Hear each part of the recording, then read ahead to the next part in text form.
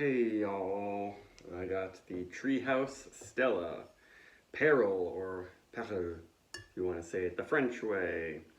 And you might recognize the bottle's very Stella influenced. Um, so I guess on here it just says Pilsner 5%, but it's obviously this sort of Belgian style Pilsner. And if you've had Stella, you might notice that it's, especially in the past, that it's not that hoppy. I found it to be a lot like Heineken, but even less hoppy and sweeter. Um, Up until recently, I had it again, and I was like, this is pretty good.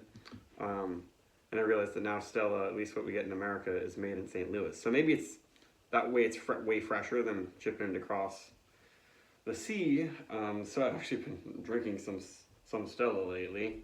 But I've had this before, and I was surprised by how good this was too. So I guess maybe I like Belgian Pilsners.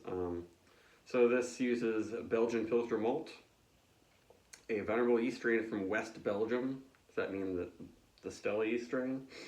Czech Zatz and German Sapphire hops. So no French hops, which I don't know if Stella uses French hops. And it's naturally carbonated.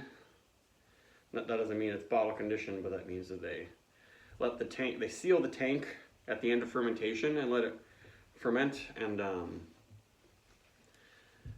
kind of pressurize and get carbonation just naturally that way. So it's like the tank is carbonated and they put it in the bottles with the carbonation from that, which a lot of breweries do that. It's called spunding, and it can make a nicer feel. And you can see that it's bubbling up. We got the green bottles there. Yeah, quite carbonated. And I guess, I don't know if they put a date on the bottles. Now that I think about it.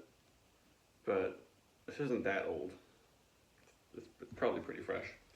But let's do it, yeah. They also do 6-pack cans, which are pretty expensive. Treehouse lagers are pretty damn good. Ooh, there was a little bit of sediment on the bottom there.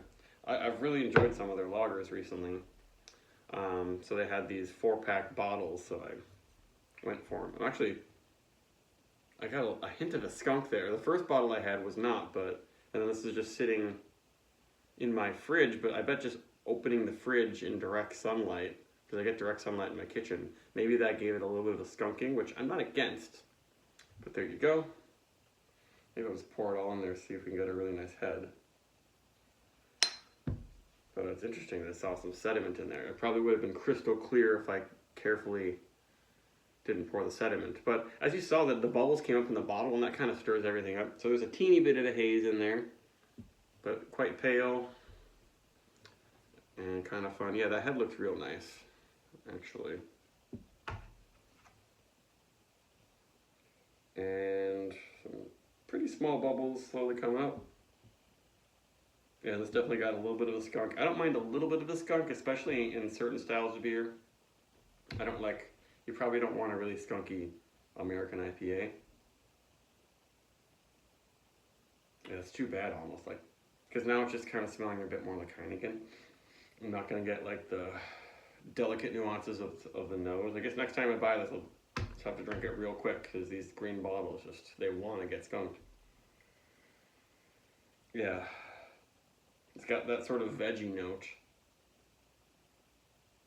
Yeah, they say lemongrass, which I think that's what I got when I had the fresh bottle. And some of that skunk will kind of blow off eventually. Yeah, it's a very light lemongrassy sort of thing. And of course, Zatz hops and Sapphire is a little bit like berry-like. Yeah, now it's coming through. I'm getting the berry, and the Belgian malt is a little different. It's not just normal crackery. It's like a bit of a white sweetbread type thing.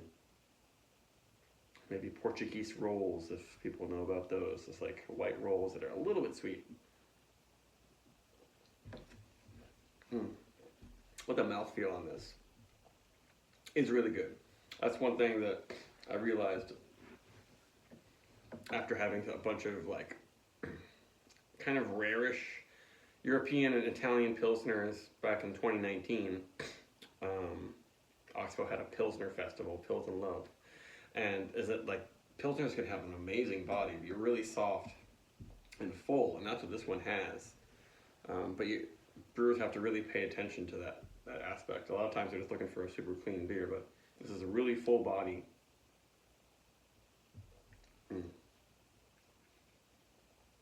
It's not quite silky on the tongue, but it's just got a lot of weight and density to it.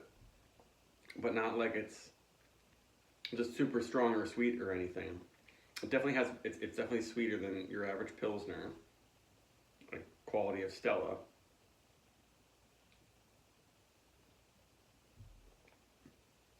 But way hoppier than Stella, for sure. Finish is quite dry after a few sips, peppery. The lemongrass sort of thing gets just mostly like freshly ground pepper, almost like a fruity coriander like note, a little bit, but not quite that exotic and spicy. Yeah, the skunk is kind of, either I've gotten used to it or it's kind of faded.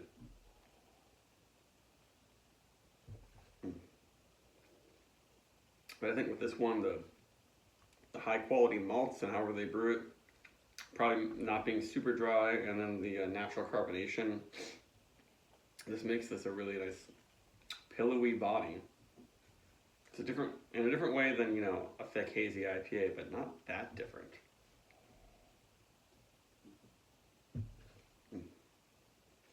Yeah, it's like chewy, maybe you'd say, but not in a sweet like Maibach way.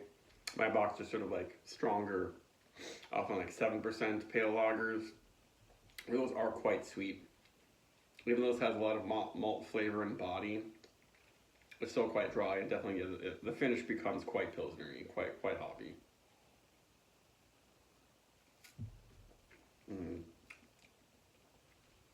Yeah, it's almost like if Stella made something akin to a double dry hop Stella or something like that, even though that's not that at all, but just extra hoppy.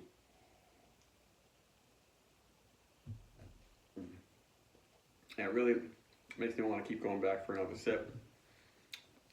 And nice herbal notes, herbal black pepper spice,